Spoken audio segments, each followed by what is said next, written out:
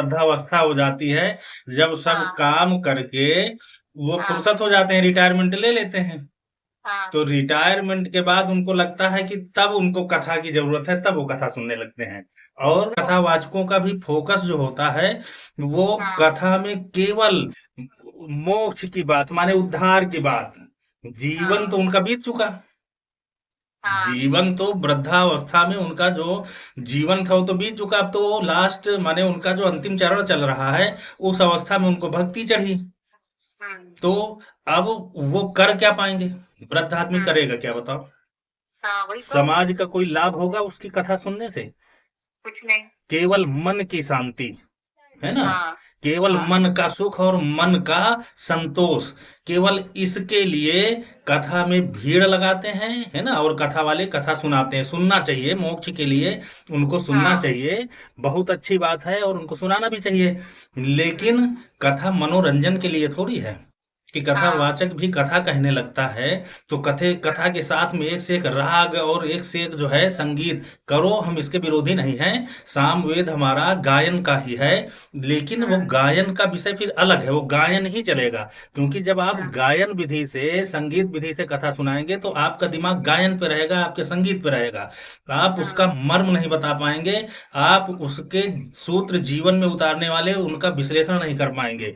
हुँ, तो उससे जो विशेष लोग हैं जो वृद्धावस्था की तरफ बढ़ गए हैं, तो उन लोगों को तो हुँ, आनंद मिल रहा है। लेकिन हुँ, जरूरत किसको है कथा की? कथा कोई सुन करके आनंद लेने की चीज थोड़ी है। हुँ, कथा जो भगवान राम ने मानव रूप में अवतरित होकर के, भगवान कृष्ण ने मानव रूप में अवतरित होकर के जो चरित्र अपना गढ़ करके अपने चरित्र के द्वारा इस समाज को सीख दिया है, उस हुँ, सीख को अपना करके कौन चलेगा? युवा चलेगा हुँ, ना। हुँ, युवा चलेगा। तो कथा की हुँ, जरूरत आदमी को कब पड़ती है? हुँ, बाल्यकाल जो से ही, पैदा होते हाँ, से ही, है ना? नहीं जन्म तो जैसे लेते से हमारे ही। यहाँ के तो एजुकेशन सिस्टम में ना ये प्राइमरी से ही एक-एक श्लोक, 2-2 श्लोक प्राइमरी लेवल से हमारे अब सिलेबस में हम होना जो चाहिए, बताना सिलेबस चाह में रहे गड़बड़ है। हैं, हम जो बताना चाह रहे हैं उसको पहले सुनो कि हाँ, प्राइमरी से ही, बाल्यावस्था से ही कथा हुँ, तो व्यक्ति के जीवन में उतार देनी चाहिए, हुँ, है ना? धीरे धीरे करके जिस तरीके से वो समझता है उस हुँ, तरीके से उसके अनुसार उसके जीवन में कथाओं का मर्म उतार देना चाहिए। अब ये हुँ, बताओ कि कथा में कहा जाता है कि प्रात समय उठ के रघुनाथा, मात पिता गुरु नावहि माथा, हुँ, है ना? अब हुँ, कथा कोई वृद्ध आदमी, 80 आदमी का साल का आदमी, 70 साल का आदमी कथा सुन रहा है। हुँ, अब वो कथा ही सुनकर, ये कथा सुन करके क्या करेगा बताओ? ना हुँ, उसके वो सोचता है कि यार ना अब हमारे माँ है, ना हमारे पिता हुँ, है। 80 साल के आदमी का, 70 साल के आदमी के माता पिता स्वाभाविक है स्वर्गवास हो गया होगा उनका। हाँ, तो ना उसके माँ, ना पिता, वो बेचारा क्या करेगा? वो तो केवल मन को खुश करने के लिए कथा के इस मर्म को सुना और मन को उसके आनंद मिल गया। लेकिन कर्म में कैसे उतरा उसके? हुँ, है ना? अब वही आदमी हुँ, घर में जाकर के बेटे को केवल नौकरी के लिए पढ़ाई शिक्षा माने केवल भौतिक जीवन की शिक्षाएं दे रहा है, क्योंकि उसका कहा हुँ, भी नहीं माना जा रहा। 70 साल 80 हुँ, साल के बुजुर्ग का लोग, अब तो ये समाज ऐसा हो गया कि लड़के बुजुर्गों का कहाँ कहाँ मान रहे हैं, हाँ, हाँ, है ना? तो कहा भी नहीं माना जा रहा उसका। और वो अपना समय कथाओं में व्यतीत कर रहा। जबकि कथा हुँ, किसको जरूरत थी? बच्चों हुँ, को। तो बच्चा हुँ, जब उठेगा, ब्रह्म मुहूर्त लोग भूल गए। हुँ, ब्रह्म मुहूर्त भूल गए। ब्रह्म मुहूर्त जो 3:30 से और प्रातः काल का जो समय होता है 3:30 4 बजे 5 बजे का, तो वो हाँ, समय लोग भूल गए, है ना? हुँ, ब्रह्म मुहूर्त ज्ञान नहीं है। शादी उनकी मुहूर्त से होगी, है ना? घर का हाँ, गृह प्रवेश मुहूर्त से होगा उनका। सारे काम मुहूर्त से होंगे। लेकिन हुँ, ब्रह्म मुहूर्त भूल गए। मात पिता हाँ, गुरु नावहि माथा। जब उनको पता नहीं है बच्चों को, क्योंकि बाल्यावस्था में तो पहले उनको भौतिक शिक्षाओं में इतना व्यस्त कर दिया गया कि उनको पता ही नहीं। वही लड़का जब कमाने लगता है, जब बड़ा होता है, तो उसको तो पता ही नहीं था, है ना? हुँ, तो वो हुँ, परिवार से कट गया। पूरा जीवन तो उसने परिवार से अलग बिता दिया, उसके दिमाग में आया नहीं। और जब बूढ़ा बुढ़ा हुआ, रिटायर्ड हुआ, तो वो कथा सुन रहा है और तब इस मर्म को हुँ, वो जान पाया, है ना? तो हाँ, एक तो वो कट गया, उसके बाद उसका जो संतान संतति थी उसको भी नहीं बता पाया, है ना? और उस हुँ, वृद्ध व्यक्ति की बात भी नहीं मानी जा रही है घर में।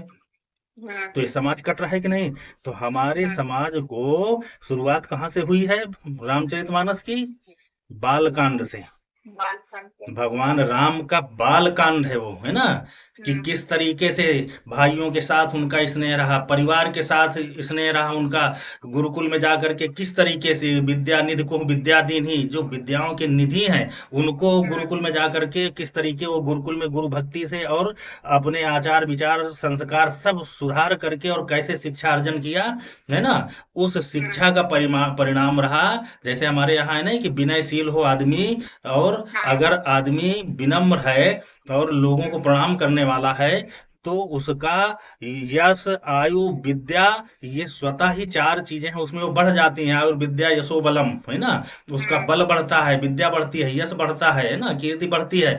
तो ये हम्म चीजें कैसे बढ़ती हैं? केवल एक है, वही मात पिता गुरु ना वही माता, माने अपने हम्म गुरु का, माता का, पिता का, बुजुर्गों का जो सम्मान करता है, तो हम्म उसको ये सारी चीजें तो मिलती ही हैं, मिल जाती हैं। लेकिन ये हम्म कौन करेगा? ये बच्चा करेगा ना, जब बाल्यावस्था से जब उसको हम्म संस्कार दिए जाएंगे तो करेगा। अब बच्चा को हम्म गुड मॉर्निंग बताया जा रहा है ना? हम्म बच्चे को संस्कारों का ज्ञान ही नहीं है, क्योंकि वो कथा से कटा हुआ है। कथाएं तो खूब हो रही हैं, देख रहे होगी आप, हर चैनल पे कथाएं आ रही हैं, लेकिन सुनने हम्म वाले कौन हैं? है ना? जो समय हम्म काटने वाले हैं। तो जरूरत हम्म कथाओं की है बच्चों की, बाल कांड से शुरू करो। बाल कांड हम्म के बाद तब ये भगवान राम का जो बाल कांड था, है ना, हम्म उस समय उनको गुरुकुलों में और गुरुओं के द्वारा जो संस्कार मिले, उन संस्कारों के बल पर ही भगवान राम मनुष्य रूप में अवतरित होकर के और भगवान की पदवी हासिल कर लिया, है ना? हम्म इतने बड़े बड़े युद्ध विजय किए रावण जैसे, उस आतताई का हम्म अंत भगवान राम के संस्कारों के बल पर था, क्योंकि उनके हम्म पास क्या था? बल था, यश था, बुद्धि थी, है ना? आयुर्विद्या यशो बलम, है ना? वो हम्म उनके क्षमाशीलता का था, बचपन से ही मिला था। वन में जाते हैं तो वहां पर भी वो मुनियों के यहाँ जाकर के आशीर्वाद लेते हैं। एक तरफ राम है, एक तरफ रावण है ना? तो रावण के यहाँ कथाएं नहीं थी, रावण के यहाँ संस्कार नहीं था, रावण ज्ञानी था, है ना? लेकिन कथाएं नहीं थी। और भगवान राम लंका में, भगवान हनुमान जी लंका में कथा लेकर के ही गए गए थे, है ना? रामचरण पंकज उर धरहु, है ना? रामचरित गुण बरनय लागा, सुनत ही सीता कर दुख भागा, तो राम कथा ही लेकर के तो हनुमान जी गए थे। लेकिन वहां राम कथा नहीं थी, और जहां राम कथा नहीं होगी वहां संस्कार नहीं होगा। उसका परिणाम यह है कि इधर भगवान राम को देखो कि अपने से बड़े लोगों का और श्रेष्ठ लोगों का किस तरीके से वो सम्मान करते हैं, अपने सहपाठियों से किस तरीके वो मिलते हैं, सब पूरा व्याख्यान है कथाओं में, है ना? लेकिन उधर रावण को देखो, कि रावण की नीति क्या है। इधर सबसे बुजुर्ग कौन है? जामवंत है ना?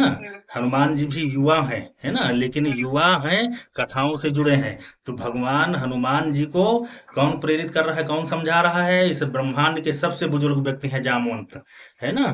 तो जामवंत उनका मार्गदर्शन चल रहा है, और जामवंत के मार्गदर्शन पे भगवान हनुमान जी रावण की लंका में जाते हैं, तो ये आशीर्वाद मिलता है ना। कहा क्यों विजय हो रही है हनुमान जी की? राम की तो विजय हो ही रही है, लेकिन हनुमान जी की भी विजय इसी लिए हो रही है कि जो बल के धाम है, युवा है, अतुलित बल धामम हेम शैलापदेहम, लेकिन जामवंत के वचन सुहाए, सुनी हनुमंत हृदय अति भाए। हनुमान जी को कितने अच्छे वचन लगे, है ना? कितना हृदय को उनको भाया। लेकिन रावण को क्या होता है, जब उसका नाना माल्यवंत सिखाता है कि बूढ़ भयो ने नत मरत्यों तो ही, है ना? अब माने अब इसको दूर करो, अब कभी ये हमारे नैनों नजर के सामने न पड़े, और ये बुढ़ा हो गया नहीं तो इसको अभी यहीं पे मारता, है ना? ये रावण के, माने रावण के यहाँ बुजुर्गों को क्या मिल रहा है, और भगवान राम के अनुसरण पर चलने वाले लोग बुजुर्गों का कितना सम्मान कर रहे हैं। तो कथाओं की जरूरत है बच्चों को, कथाओं की जरूरत है युवाओं को, कथाओं की जरूरत है जो कुछ कर सकते हैं, और जो जिनकी एक आयु बीत गई उनको तो मोक्ष के लिए भगवान की शरण में जाना ही चाहिए, है ना? वो शांति के लिए, सुख के लिए, क्योंकि उनका सुखमय जीवन जो है, वृद्धावस्था भी सुखमय बीत जाए तो उनको संतुष्टि मिलती है, संतोष मिलता है, सुनना चाहिए, करना चाहिए। लेकिन समाज को सुधारने के लिए तो युवाओं को, बच्चों को बचपन से ही कथाओं की जरूरत है। बाल कांड है ना? बाल कांड के बाद अयोध्या कांड है ना? अयोध्या कांड के बाद फिर तुम्हारा तुम्हारा अरण्य कांड है, किष्किंधा कांड है, सुंदर कांड है, लंका कांड है, तब उत्तर कांड है ना? हाँ तो जी। बचपन से ही शुरू करो, ये सातों कांड मनुष्य के जीवन में घटते हैं, तो बाल हाँ कांड से शुरू करो, तो जीवन सुंदर कांड बन जाएगा, है ना? जी। और जब सुंदर कांड बन जाएगा तो इस जीवन के सारे उत्तर आपको उत्तर कांड में मिल जाएंगे।